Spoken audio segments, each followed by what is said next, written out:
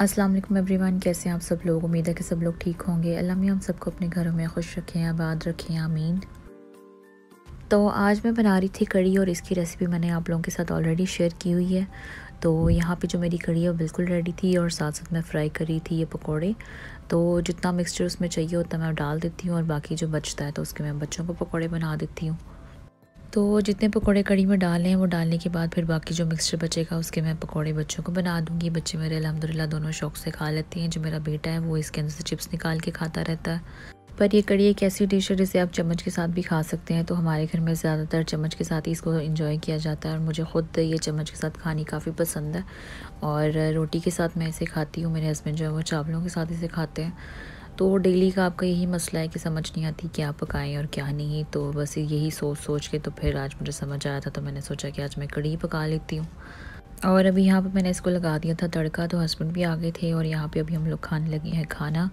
तो ये मेरे भाई ने भेजा था ये लोबिया कीमा और ये साग, और साग मेरा बहुत ज़्यादा फेवरेट है तो इसीलिए मैंने ज़्यादातर साग ही खाया। और इसके बाद फिर हम लोग जा रहे थे अपनी मदर इन लॉ की तरफ। आज इतनी सख्त सर्दी थी तो हस्बैंड कह रहे थे कि नहीं जाते। मैंने कहा नहीं चलते हैं, इंजॉय करते हैं, क्योंकि गर्मी भी यहाँ बिल्कुल भी बाहर नहीं निकल सकते, बहुत ज़्यादा गर्मी पड़ती है। और उतनी ही आज ठंड थी, बहुत ज़्यादा सर्दी थी, हवा बहुत ज़्यादा ठंडी चल रही थी। तो मैंने सोचा कि बच्चे भी इंजॉय कर लेंगे क्योंकि ज़्यादातर हम लोग कहीं बाहर निकलते नहीं हैं। और सर्दी में जब आप वॉक करते करते जाते हैं तो बड़ा मज़ा आता है। मुझे तो बड़ा मज़ा आया। मेरे पैर जो बिल्कुल फ्रीज़ हो गए थे लेकिन बड़ा मज़ा आ रहा था। तो जो मेरी मदर इन लॉ का घर है वो यहाँ से 10 मिनट दूर है, तो हम लोग पैदल ही निकल गए थे। तो जो हम लोगों का घर है वो सारा मेन बाज़ार के पास ही है और उनका भी ऐसे ही है, तो ये सारा क्रॉस करके हम लोग को जाना पड़ता है। वैसे हम लोग गाड़ी में जाते हैं लेकिन आज हम लोगों ने सोचा कि ऐसे ही पैदल निकल जाते हैं। और ये वाली जो बिल्डिंग है यहाँ पे हम लोग सबसे पहले शिफ्ट हुए थे और इसका जो फ्लैट था वो काफ़ी बड़ा था, तो मैं इस घर को काफ़ी मिस करती हूँ। तो अभी हम लोग वॉक करते करते सबसे पहले आ गए हैं नासिर स्पोर्ट्स। तो मेरे हस्बैंड ने पहले ही एक दिन मुझे बताया था कि यहाँ पे काफ़ी अच्छी ऑफ़र लगी हुई है, तो मैंने सोचा था कि यहाँ का चक्कर ज़रूर लगाऊंगी। तो कपड़ों पे भी ऑफ़र थी और जूतों पे भी थी, तो मुझे लेने थे अपने लिए शूज़ और अपनी बेटी के लिए भी। तो देखती हूँ अभी क्या पसंद आता है यहाँ से।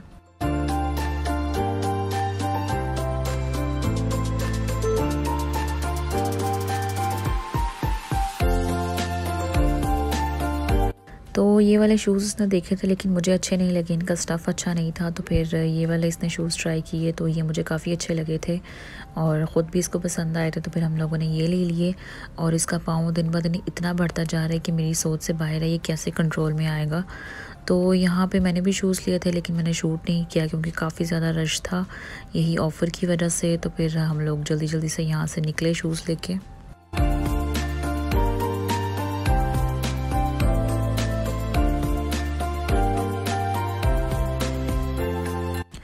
और शूज़ वगैरह लेने के बाद अब हम लोग जा रहे थे अपनी मदर इन लॉ की तरफ। तो हम लोग ये मॉल के अंदर आ गए क्योंकि बाहर बहुत ज़्यादा सर्दी थी, बहुत ही ज़्यादा।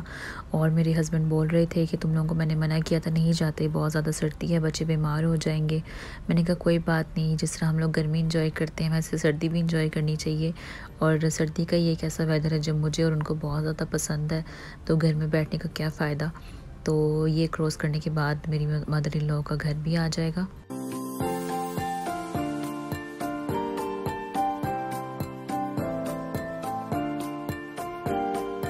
तो अभी हम लोग आ गए थे उनके घर पे। तो उनके घर पे मैंने कुछ भी शूट नहीं किया क्योंकि बच्चे अपना खेल रहे होते हैं, उन्होंने अपना शो डाला होता, तो इसलिए मैंने कुछ इसी वजह से शूट भी नहीं किया।